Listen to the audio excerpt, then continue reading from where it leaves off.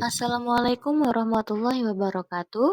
Saya Adialita Tiana Makfiro dengan NIM akhir 004 dan rekan saya Naila Suryani Nirwana dengan NIM akhir 003. Kami akan membahas hasil diskusi kami mengenai dasar rasional korupsi untuk memenuhi tugas mata kuliah Ekonomi Korupsi dengan dosen pengampu Bapak Zuhairan Yunmi Yunan SAMH PhD. Nah, selanjutnya apa aja sih yang akan kita bahas? Kayak di sini kita akan membahas definisi korupsi, jenis-jenis korupsi, dan rasionalitas korupsi. Nah, untuk mengetahui lebih lanjut mengenai definisi korupsi, kita akan beralih kepada rekan saya, yaitu Naila Surya. Baik, kita masuk ke pembahasan pertama yaitu definisi korupsi. Menurut Nurjana, yang menyatakan bahwa korupsi adalah istilah yang berasal dari bahasa Yunani yaitu korupto, yang berarti perbuatan tidak baik, buruk, curang, dapat disuap, tidak bermoral, menyimpang dari kesucian, melanggar norma-norma agama material, mental, dan hukum. Sedangkan menurut Mupiarto berpendapat bahwa pengertian korupsi adalah suatu masalah politik lebih daripada ekonomi yang menyentuh keabsahan atau legitimasi pemerintah di mata generasi muda, kaum elit terdidik, dan para pegawai pada umumnya. Oke, kemudian masuk kepada jenis-jenis korupsi. Nah, ternyata jenis-jenis korupsi itu ada banyak, nggak cuma satu. Yaitu antara lain ada korupsi administrasi, ada korupsi politik, ada korupsi ekonomi, dan juga nanti kita akan membahas faktor penyebab korupsi. Jenis-jenis korupsi yang akan dibahas pertama kali yaitu adalah korupsi administrasi. Korupsi administrasi merupakan bentuk penyalahgunaan kekuasaan dalam proses birokrasi dan pemerintahan yang melibatkan tindakan melawan hukum secara langsung maupun tidak langsung. Tindakan ini sering terjadi karena adanya niat untuk memperoleh keuntungan pribadi, kelompok, ataupun korporasi dengan cara yang melanggar aturan dan norma hukum yang berlaku. Korupsi administrasi ini juga meliputi berbagai perbuatan seperti penggelapan dana, pemalsuan dokumen, manipulasi administrasi, dan pemerasan yang dilakukan oleh pegawai negeri ataupun pejabat publik. Contohnya adalah aparatur pemerintahan yang melakukan manipulasi anggaran dengan mengubah atas nama anggaran ataupun menghilangkan prosesnya untuk menyembunyikan aksi korupsinya. Nah, setiap tindakan tersebut dapat merugikan keuangan negara secara massal karena penyalahgunaan dalam pengelolaan anggaran dan kekayaan publik.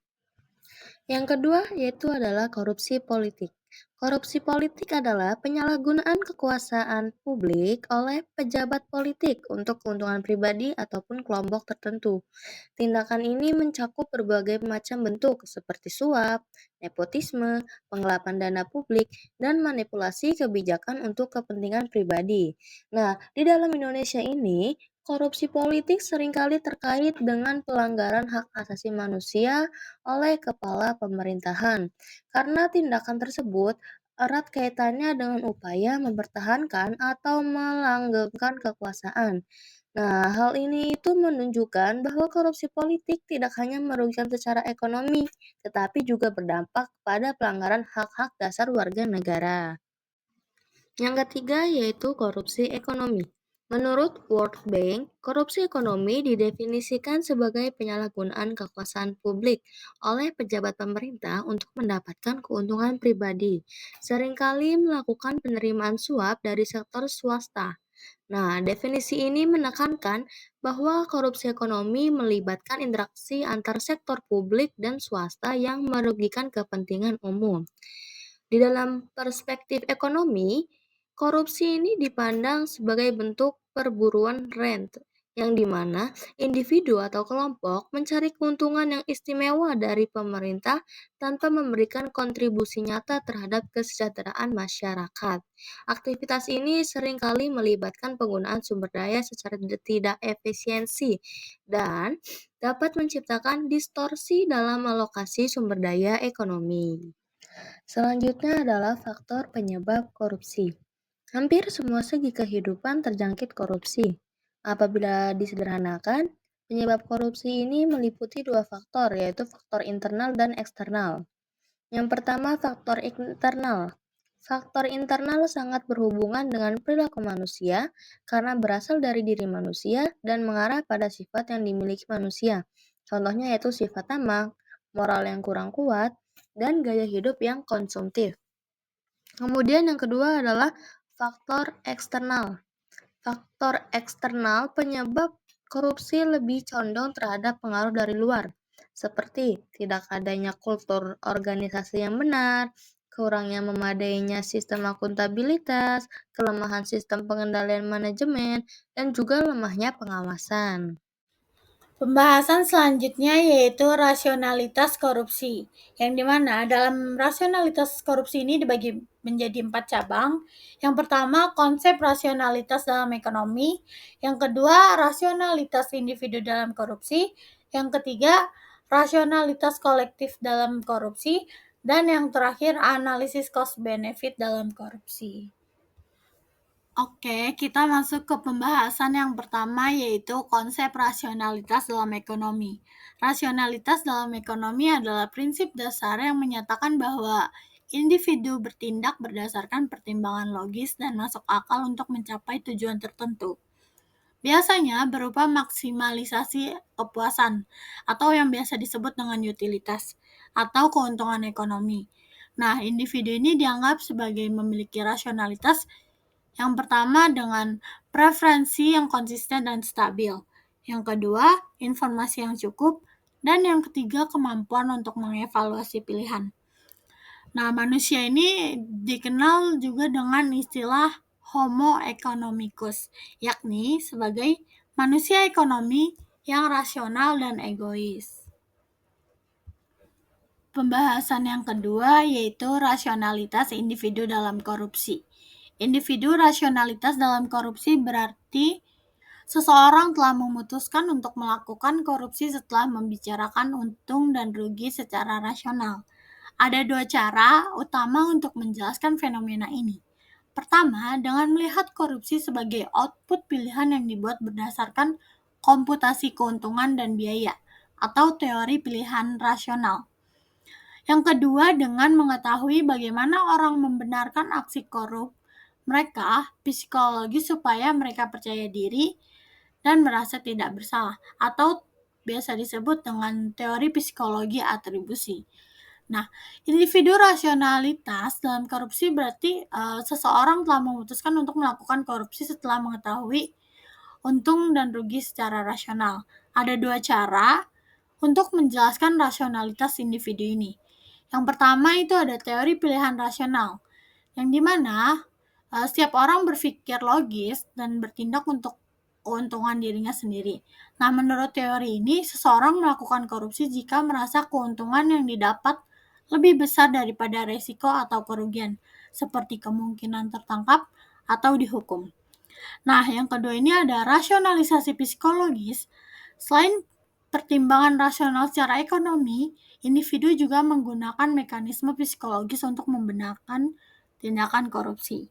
Menurut teori, atribusi dalam psikologi sosial menjelaskan bagaimana pelaku korupsi menjustifikasi perilaku mereka agar tetap merasa bermoral. Yang ketiga, rasionalitas kolektif dalam korupsi. Rasionalitas kolektif dalam konteks korupsi ini adalah situasi ketika korupsi tidak lagi dianggap sebagai perilaku menyimpang individu, tetapi sebagai hasil logika bersama dalam suatu kelompok atau organisasi. Nah, dalam kondisi ini, korupsi menjadi yang pertama wajar, bahkan dianggap perlu untuk mempertahankan kelangsungan hidup kelompok. Yang kedua, dibangun melalui justifikasi sosial, misalnya kayak Kalau semua orang melakukan, kenapa saya harus jujur? Nah, untuk selanjutnya ada mekanisme terbentuknya. Yang pertama itu ada institusionalisasi, yang dimana korupsi ini menjadi bagian dari aturan main tidak tertulis. Yang kedua, rasionalisasi, munculnya alasan-alasan yang membenarkan. Yang ketiga, sosialisasi, di mana budaya ini diwariskan ke anggota baru. Nah, selanjutnya itu ada konteks masalah kolektif. Menurut Person, Rothstein, dan Theorel tahun 2013, korupsi adalah masalah aksi kolektif, bukan sekedar soal individu nakal. Karena itu, jika semua orang tidak jujur, individu akan merasa sia-sia untuk jujur sendiri. Butuh perubahan norma kolektif, bukan hanya hukum ketat. Pembahasan yang terakhir yaitu analisis cost benefit dalam korupsi. Cost benefit dalam korupsi apabila seseorang akan memutuskan untuk melakukan korupsi jika keuntungan yang didapat dari tindakan korupsinya lebih besar daripada biaya yang dapat ditanggung. Benefit yang artinya uang atau keuntungan yang didapatkan dari korupsi yang memungkinkan tambah kaya, meningkatkan status sosial, atau memudahkan pengaksesan sumber daya tertentu.